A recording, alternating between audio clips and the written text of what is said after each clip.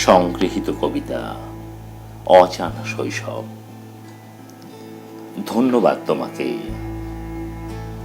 তুমি তোমার সন্তানকে হীনমন্যতার বিষ গিলিয়েছ রাত্রিদিন। তাকে কোনোদিন উৎসাহ দাওনি, বরং তার ইচ্ছাকে ব্যাহত করেছ, আহত করেছ এই বলে যে তুমি পারো না। তোমার হাতের লেখা জঘন্য। তুমি কিছু তাড়াতাড়ি বোঝো না বা বুঝতেও চাও না।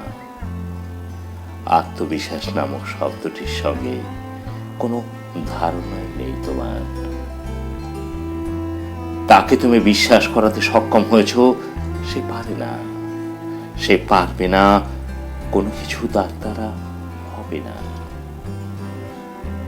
আত্মবিশ্বাসে পল্লবিত হওয়ার বদলে ডুবিয়ে দিয়েছ হীনমন্যতার সাগরে।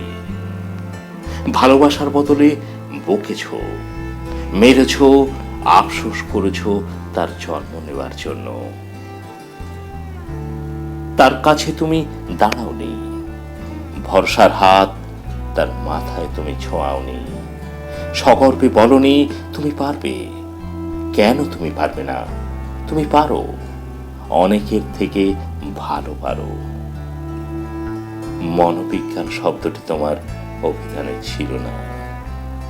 উৎসাহ দেবার বদলে দিয়েছ অবসাদ, দিয়েছ নৈরাশ্য।